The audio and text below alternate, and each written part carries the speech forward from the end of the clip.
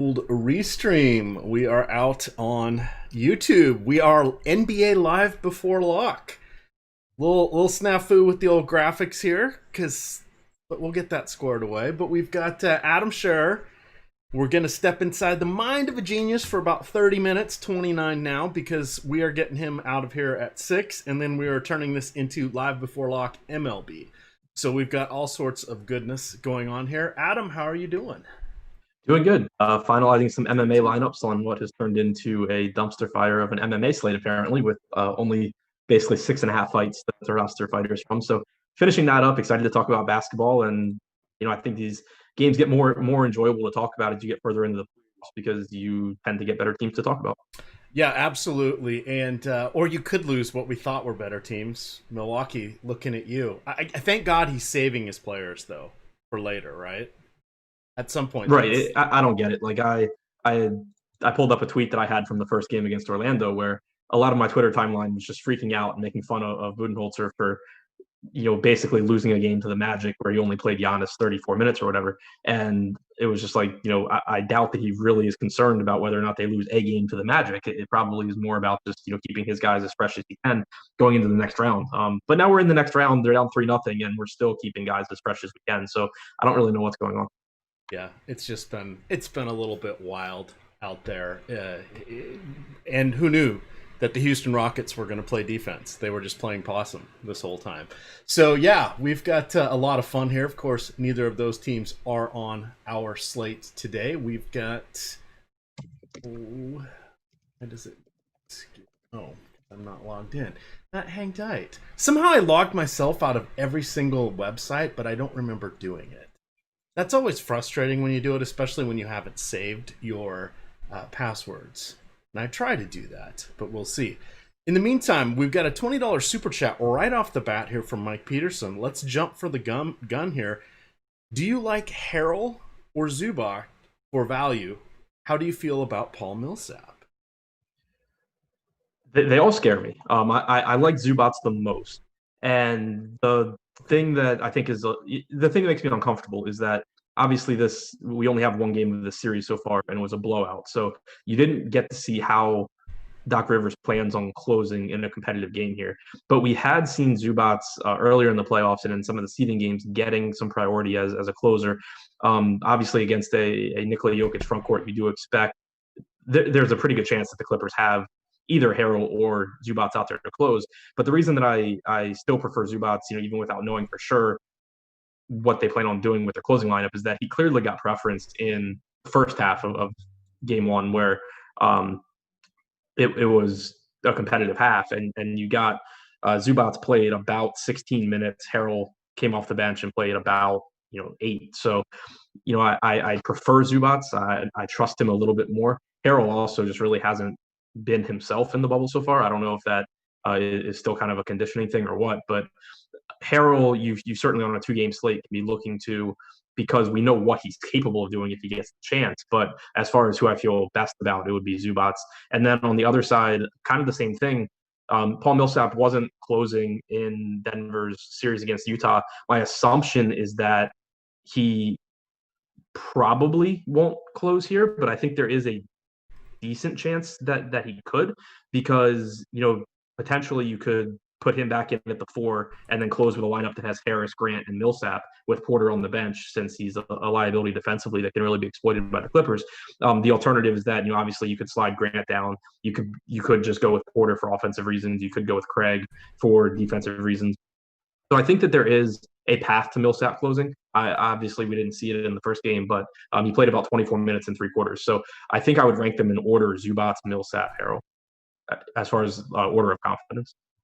I'm leaning towards Harrell as my guy, and it's funny. My lineup sort of built themselves, and it's kind of interesting. In my cash game, here's the interesting thing: I'm going with the backcourts basically from the Toronto game. So I'm going in the Fred Van Elite fan club with Van Vliet and Lowry, and then on the other side I'm taking Walker and Brown. So Brown's technically shooting guard, small forward, wing, whatever. And then I'm going with Daniel Tice and Harrell, but I'm not going with Kawhi. I'm not going with really any star in that later game. How does that build kind of feel to you today? I mean, we only have 4 teams in our player pool, but to not have Kawhi or Paul George, or Jokic or Murray feels a little odd. It does, but I think that this is a slate that sets up pretty well for game stacking. So I can see doing that. It's obviously as slates get smaller, game stacking becomes a little bit more appealing anyway because you're just trying to get one game that stays close and then you hope the other one blows out or is lower scoring than expected or whatever. Obviously, on bigger slates, game stacking in basketball isn't as appealing because the opportunity cost of rostering a bunch of guys from the same game means you're not getting the highest scorer from these other games. But that's not as much of a concern here. So I think on this slate where you have a bunch of good plays on Toronto, you have a bunch of good plays on Boston, you have a bunch of good plays on both Denver and the Clippers, I can see not having any of the stars from one game or the other and then prioritizing the other game. Alex actually had a tweet yesterday or the day before about game stacking in NBA on 1 and 2 game slates being underutilized. I'm not 100% sure if he was being serious or not because I never know with his Twitter account, but I think he was. And I agree with it if he was being serious. I actually have 2 solid nights in the last week where I game stacked and it came out really well. So I do think that on particular slates where the stars are kind of equally distributed between games, and so is the value. Like there's no screaming value in any of these games that you feel like you have to have 3 other guys. So I think that game stacking in general makes a lot of sense here. And to your point, what you'll typically end up happening there is that a lot of times you'll have all the best players from like Boston, Toronto, and then you'll end up having to grab like a cheap guy like Harrell or whatever from the Denver Clippers game, which is fine. Right, and ultimately that's kind of the way it sort of played out. I've got Anunoby in that lineup as well, and I can't remember. I'm going with Pat Beverly, and my thought on him is he's just so cheap. He's 10 on Yahoo. I think he's 35 or 38 on DK. He's super cheap. I'm expecting about as many minutes as he played in the last one, so I'm okay with that at his price. I need them to be efficient minutes, but good God, Reggie Jackson and I both had the same number of rebounds, assists, steals, blocks, turnovers. He just played 13 more minutes than me in the last game. How the hell did he have a 0 box score? I don't know, probably had Kawhi and or Paul George yelling at him to not do anything stupid. So did you see, because it was Reggie Jackson with the clip, I don't remember which game it was. I think it was last series. But Kawhi passed it to Jackson, and Jackson just like ISO ball and drove to the basket and threw it up in the air. And as they're walking to the sideline, Kawhi's just like, I didn't pass the ball for that shit. I saw that clip, the Kawhi saying that. I didn't know what it was in reference to. Yeah, I assumed it was in reference to Reggie Jackson being Reggie Jackson. Oh, jeez. That's not the best way to do things there, Reggie. Not the best way to do things at all. All right, let's see here. I want to remind everybody, we have a new sponsor here for NBA Live Before Lock. It's called No House Advantage. They're putting a different spin on daily fantasy sports by offering player prop contests across the NBA, MLB, and oh my goodness, NFL's literally right around the corner. They also have PGA. These are all for cash prizes. They're exclusive in their platform, and it is a lot of fun to play over there. Again, that's No House Advantage. They have a mobile device app, and you can check that out without even having to put in a deposit. So that's the nice thing there. So you can go poke around over there, see what you like, get it up on your system, and then when the mood strikes, you can jump on in there and play. If you download the app now, they will match your first deposit up to $20 if you use the promo code Awesemo. So it's going to be key to use the promo code Awesemo. That's it. There we go. There's our read for the day. All right, Adam, let's hit this first game in a little more detail here. Toronto and Boston. Boston's favored by 1.5 here. I like the backcourts. What's going on with Pascal Siakam? I mean, during the regular season, we're all kicking ourselves, saying, "Oh my God, for season-long leagues and stuff, how did we not draft this guy? Oh, he's just stepping right into that Kawhi void." No, not so much at this point. I don't really have him on any lineups tonight. I feel completely comfortable with that. What do you want to do with him, and then branch over to Ibaka and the Gasol conundrum? Yeah, I mean, the rates are down for Siakam so far this postseason, but they're still not. It's not like they're bad. If you look at his games this year where he played with Lowry and with Van Vliet, he had about a 27.5% usage rate in the postseason so far. It's 25.5% rebounding percentage down from like 11.6 to 10.4. The assist percentage actually is up to 17.5%. So I'm still going to Siakam here. The salary is really affordable. The minutes, he doesn't always play as many minutes as Lowry or Van Vliet, but we've seen games where he tops 40 minutes, and even if he doesn't, you're getting 38, 39 minutes. That's still fine. Mostly it's just the salary, I think, is affordable when you're talking about someone as talented as Siakam is. Obviously you see sometimes in the postseason that usage does go more to the primary ball handlers. In this case, Lowry and Van Vliet getting a little bit of a spike at the expense of guys that they would actually have to pass the ball to. But Siakam still contributes in so many different categories, and you are only talking about a 7-game sample size so far. So I'm not shying away from Siakam, especially at the salary. Like if he were the same price as Jason Tatum, then sure, I'll take Tatum every time. But the range of outcomes isn't really that different. Tatum obviously projects much better, but he's also on DraftKings $1,300 more expensive. Siakam can very easily still go out there and give you a 45, 50 fantasy point game, and he's pretty affordable because of his production dropping off a bit. So I do still have quite a bit of interest in Pascal Siakam here. All right, and then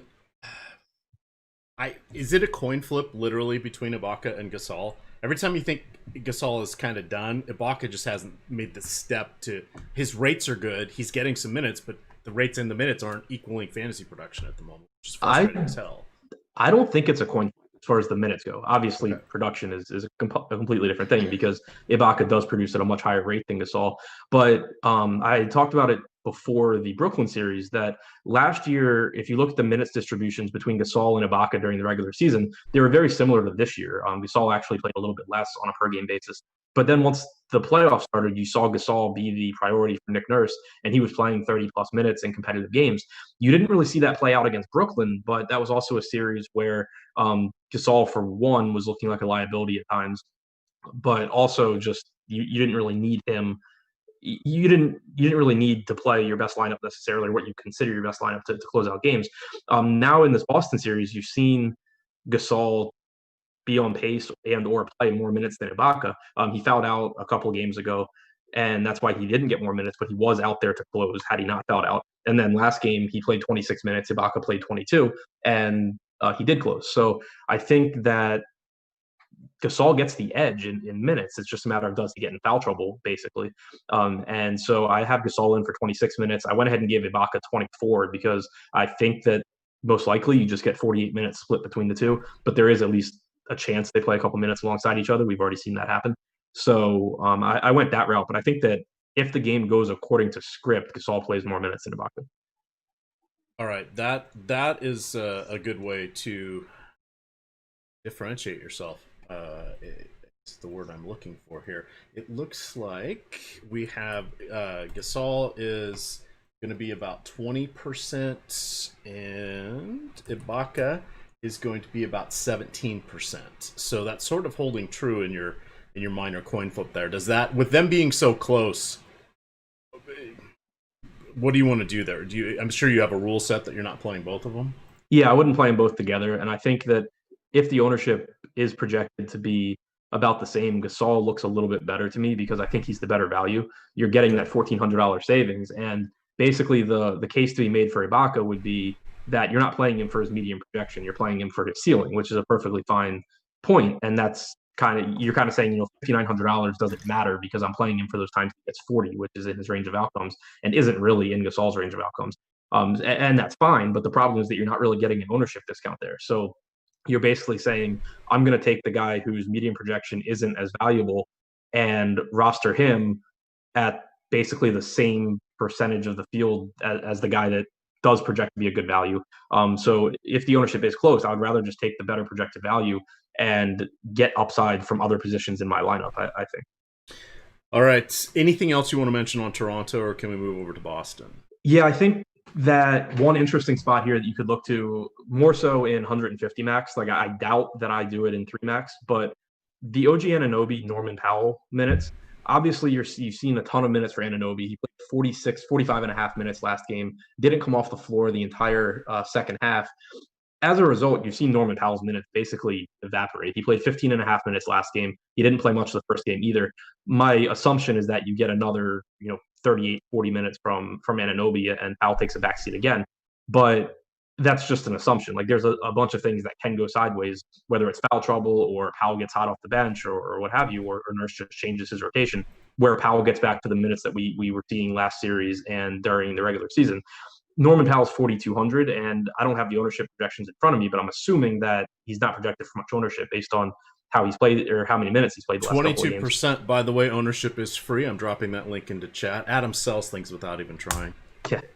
22% is higher than I expected. At that case, I would rather just go with Anunoby, or just or neither of them. But if the ownership on Powell does come down, that's a spot where you can just kind of hope to be on the right side of variance, because if Powell were to play 24 to 26 minutes for whatever reason, he's going to be a good value at 4,200. It's just a matter of getting lucky and him somehow getting those minutes.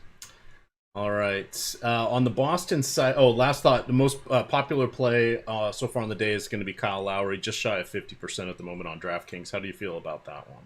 I'm pulling up the ownership now. What's the difference between him and Van Vliet? Van Vliet is... Because I don't think there should be one. 32%. Just play Van Vliet at those ownerships. Like, their range of outcomes is identical. Lowry projects very, very slightly higher. He played more minutes than Van Vliet last game. Lowry played 46.5. Van Vliet only played 40.8, but that's a little unusual. Normally you see Van Vliet play the same, if not a couple minutes more. And from game to game, who gets more offensive production is really a coin flip. So I think that if we have about 80% aggregate ownership between the two of them, it probably should be split 40-40, not 50-30. All right, let's move on here to Toronto. Reminder, we're running this up till 6 o'clock, then we're turning it into MLB Live Before Lock. So we're going to get all of Adam's thoughts that we can. Starting off here, for me, it's Kemba Walker, number 2, Jaylen Brown, and then it's, they're what I thought were lame front court guys, but they're now the only value we really have. What do you want to do with the Celtics? I think that the main three for me are Tatum, Kemba, and Brown. I know Tatum's priced up a little bit, but he still projects well for me. I still think you get 38 to 40 minutes, and obviously he's expected to be the highest usage guy on the team.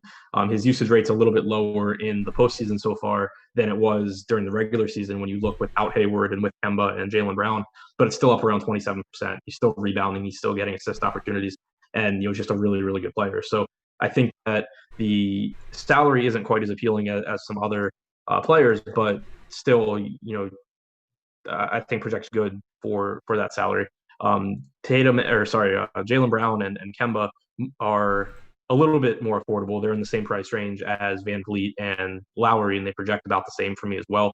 Kemba coming off a game where he played 38.8 minutes, which is really good to see. We'd seen him kind of being eased in a little bit, at least relative to the other stars on Boston, but it seems like he's a full go now, which is good to see. So I think that he looks good. Brown looks good.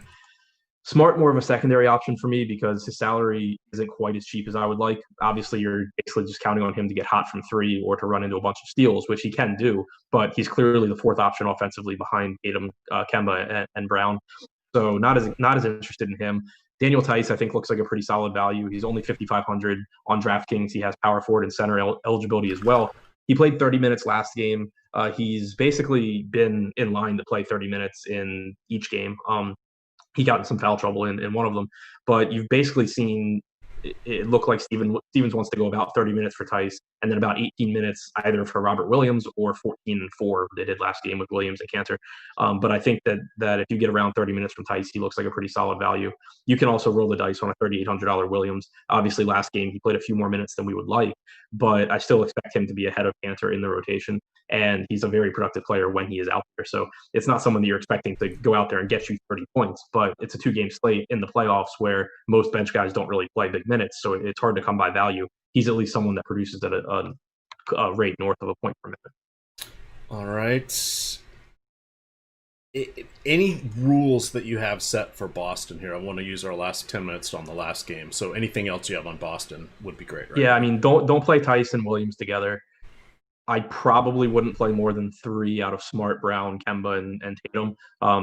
Ideally 2, but obviously with it being a 2-game slate, you can still get away with 3, especially if you're game stacking. But outside of a game stack, having all 4, it seems like it would be kind of hard for them to get there unless the game really does just go off the rails and you want as many pieces of it as possible. So outside of a game stack, I probably wouldn't want more than those 3. All right. For you guys that are into, sports betting, Oh, hey, which is all of us. DFS is just a form of that. Hashtag skill game, not so much. Dropping in the free article for the Awesemo odds page. This is our foray into the betting world. This is a free article. There will be one every day. Most often it will be written by Ben Raza. Today he is talking about the over-under and how he is approaching points scored for one Jamal Murray. Currently the over-under is 23.5. How are you feeling about that, Adam? What was the over/under? 23.5. I can tell you in a second. And while Adam is looking that up, I'm going to drop a second link into chat. This is from the Odds Shopper page, which gives you player props across 4 to 6 different sports books on anything that they have posted. Right now, let's see if I can find that one. I have Murray at 25 points. Okay, so right now he is, let's see, Sugar House Bet Rivers have him at 22.5. MGM, DK, and PointsBet have him at 23.5. So check that out. It's a nice little way to go. Ben breaks down his thoughts. Adam clearly thinks he's going to hit the over. Ben is talks about the over, and he also talks about how to handle the juice, aka the rake, or what the house is taking for facilitating these wagers, because it gets kind of interesting. A lot of times, if you're right on that number, you may want to play the over or under. If it's tied with you, one, well, maybe you don't want to play it, or two, maybe you want to see where you get the better odds. If it's on the under and you have to give money to get that, maybe you don't want to do that, or maybe you do, but check that out. All right, Adam, so we've got Murray, Jokic, a cast of thousands. Talk to us about Denver. Give us about 2 minutes stream of consciousness here. Yeah, so you've seen the usage for Murray just basically go through the roof in the postseason. I don't really expect that to change. Obviously to some extent it'll vary game by game on how he's shooting, but he has the ball in his hands a ton, and he's clearly playing with a lot of confidence right now. So looking for him to take over games, also playing huge minutes. I think you get around 40 minutes out of him if this game's competitive. Obviously you have about a 9-point spread here. You might see ownership a little bit lower on this game than the Boston game just because of the spread and the risk of blowout. It's another reason why I like game stacking on these 2-game slates. It's something I talked about specifically with that Portland and Lakers game earlier in the week or last week, whenever it was. But people are really scared of blowouts. And the example I used in the Portland game was, even if you thought there was a 40% chance of it blowing out, which is absurdly high, there's still a 60% chance of it staying close. Here, the same idea. Even if you think this game's likely to blow out, it's far more likely that to stay close. And if it does stay close, then it's because of Jamal Murray, it's because of Nikola Jokic. So I like game stacking here. And if you have Murray running it back with Lou Williams or George or Kawhi, it shouldn't be that hard to get two pieces in there. So yeah, I think the upside's really high for Murray. I think it's high for Jokic as well. All right. Is there anybody else you can comfortably play? Torrey Craig kind of gets mucked up there with Gary Harris back, which impacts Monte Morris. I'm guessing you have a rule to play one of the bench Denver players, guards or backcourt. So I'd go by position. I wouldn't, obviously you don't want Jokic and Plumlee together. I wouldn't want Murray and Morris. You could do Murray Morris, or you could do Harris Morris. I think probably makes more sense. And then probably like a max 2 out of Porter, Grant, and Millsap. Okay. And then just don't play Craig. All right. Let's see. We're going to go for 5 more minutes here. Let's talk. Are you willing to play outside of game stacks? Are you willing to play George and Kawhi on the same team? I don't think so. It's tough because you don't want to. I don't like setting rules that are that restrictive on 2-game slates because obviously you only have so many choices, and if you refuse to put them together, you're really cutting down your options. Plus, they are a really high percentage of the Clippers' offense, so I think it's okay to play them together. The reason I kind of hesitate more on this slate, and it's not my favorite, is that you do have so many good mid-range plays from both sides of the Boston-Toronto game, and you have at least two high upside guys from the Denver side. You probably do actually, even though it's a 2-game slate, need big games out of George and Kawhi if you do that. because you're probably going to get big games from multiple guys in the Boston game. But also, if they do have big games, Kawhi and George, that is, you're probably going to get a big game from at least one of Jokic and Murray, just because the game stayed close. So I'd still be okay with it. Like, if you're playing 150 lineups, I wouldn't say have zero that have them together. But if I'm making like one lineup, it's something I would pay attention to. All right. Pat Beverly is one of our few discounted plays. He's coming in at 35% for the ownership. Reminder, that is available. It's the player popularity of where we're guessing the field is. That is free today. So that's something you guys are definitely going to want to check out. I will drop the link here into chat. But Adam, at 35%, feels like the field's desperate for value. I know I am. Yeah, that seems really bad to me, just because the range of outcomes isn't really that favorable. He played about 12 minutes last game. He's going to be limited again today. You assume he gets around 18 minutes. One, it's Pat Beverly. This isn't a per minute player. But even if he were to get a point per minute here, it's 18 points with 35% of the field. So if he's going to be popular, I don't really see the merit to going there. What would be your pivot away from him? Would you just go to somebody else? I mean, I don't think there's a pivot on his team because I really don't think it's Reggie Jackson. But would you go to like roll the dice with Monte Morris? Yeah, you could. I mean, it would basically, if he's going to get that much ownership, it basically just becomes like play anyone else that fits in your lineup that's lower owned and hope that they beat him. Like, there's no one value play that I think is like head and shoulders better. I think they all suck, but it's just playing ownership. Like, whenever the value is that questionable, just get away from the one that everyone else is playing. All right. With regards to Harrell, Zubac, Williams, Landry Shamet, do you got any rules set around those guys? I have Harrell not with Zubac. Williams is fine pretty much with whoever. I wouldn't play Shamet obviously with Jackson. I wouldn't play him with Beverly either. Okay. And then any final thoughts here on Denver? Reminder, guys, we're going to turn this into live before lock MLB here. There'll be about a 2-minute crossover, and then we'll go live with that. Adam's been kind enough to help us out here, but we'll be bringing in T. McBee to take us down the home stretch.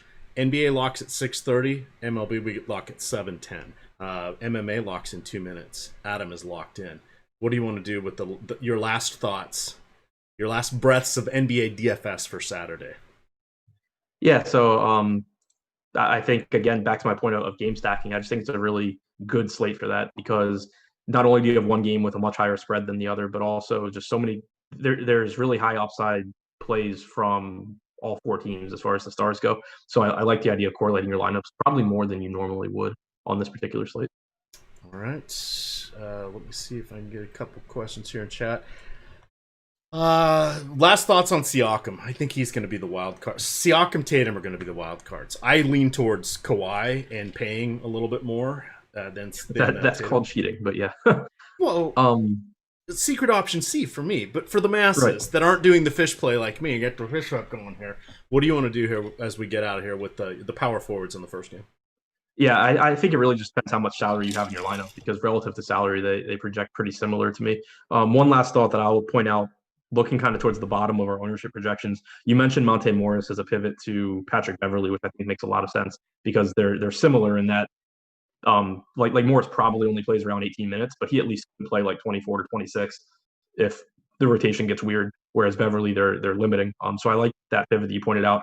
Also, Lou Williams at 12% owned. His median projection isn't that great for me, but his ceiling is really high for that salary. And then Millsap at only 4,600. I know we kind of touched on him at the beginning of the show. I think that the most likely outcome is you get 24 to 25 minutes, but it wouldn't be surprising at all if you did get more than that in the fourth quarter. So, with the ownership where it is, I have some interest there. All right. Let's see. Smart Anunoby or Siakam and Gary Harris. FanDuel cash. Smart Anunoby or Siakam Harris? Yes.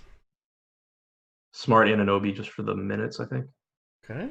Like those guys both, barring foul trouble, probably play 38 plus. That's going to do it for us. All right. With that, hang tight, everybody. I'm going to drop the link here. You guys can jump into this one. We're running these on 2 different streams. But there it is. There you can head over there. We're going to let Adam go on with his evening. If you're in Premium Slack, Adam will be around. You can ask him a few questions. Remember, NBA locks in 30 minutes.